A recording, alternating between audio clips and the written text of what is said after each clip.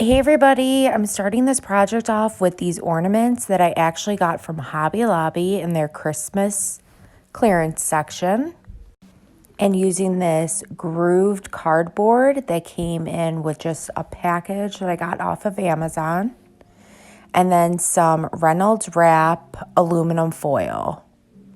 So first I'm placing one of the ornaments right onto the cardboard, and I'm just measuring it out to size and just marking it off with a permanent marker. And once I have those measured out, I just cut that cardboard down to size. And I just did this to all three of the farmhouse animals. So now to give the cardboard a nice galvanized look, I'm using this aluminum foil, just placing it right over that grooved cardboard and just using my fingers carefully. You just want to push down the aluminum foil so that it will create the grooves of the cardboard. And then to be able to adhere the aluminum foil onto the cardboard, I'm just using a very generous amount of Mod Podge all throughout the cardboard. Once I have that placed down, I then just place that aluminum foil right over the cardboard. Again, using my fingers to make sure I get inside of all those grooves, and then cutting off any excess that I had. And again, I just did this to 3 different sized cardboard cutouts. And I felt the aluminum was just a little too shiny, so I'm using some of this gray acrylic paint, and I'm just using a makeup sponge, and I'm just dabbing that acrylic paint all throughout the aluminum foil. I feel like this just gave a really nice matte finish look, and I just preferred that so much better. And again, I just did this to all 3 of the cardboard cutouts and just allow that to completely dry. So now I wanted this to have kind of a rusted look.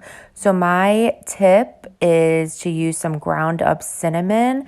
So you just want to dab on some more of that acrylic paint where you want that cinnamon to cling down to. And while that acrylic paint is still wet, that's when you just pour on some of that cinnamon, dab it on to make sure that it completely clings down. Take off any of that excess cinnamon, and then you have this nice looking rusted metal look.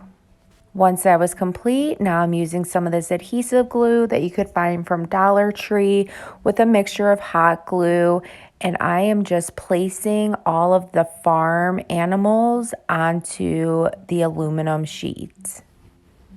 And look at how cute these are. And now I'm using these 5-gallon paint mixing sticks that you could get from Home Depot. I'm using 2 packages of these, so you want to have a total of 6 of these paint stir sticks. And then to hold all these together, I'm just using some of these jumbo craft sticks that you could get from Walmart. So again, just for more durability, I'm using this adhesive glue with a mixture of hot glue and just placing those all throughout the back of the paint stir sticks. So now using some of this decor chalk finish paints that you could actually get from Home Depot, I'm just applying this all throughout the paint stir sticks, and I am spraying the chalk paint with some water. I feel like this just helps the chalk paint spread a lot easier. And once that was all applied, I just allowed this to completely dry. Once completely dry, I'm just using some petroleum jelly, and I'm just putting a generous amount on my paintbrush, and I'm really just focusing on the 4 corners of this paint stick sign. No need to dry this at all. You want to make sure that it remains the same way as when you put it on.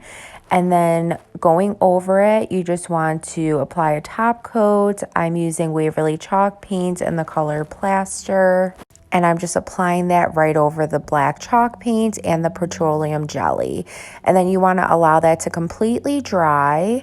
And once that is completely dry, I'm using this scraper tool to scrape that top coat right off. And when you are scraping this off, you'll notice that the top coat starts chipping right off. And now you're left with this chippy wood look.